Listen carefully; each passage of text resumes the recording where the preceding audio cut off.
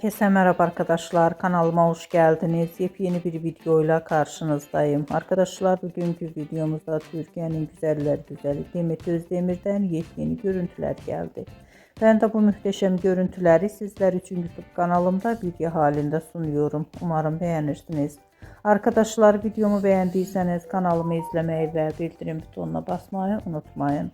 Şimdilik benden bu kadar olsun. Yeni videomuzda görüşmek üzere. Hoşça kalın.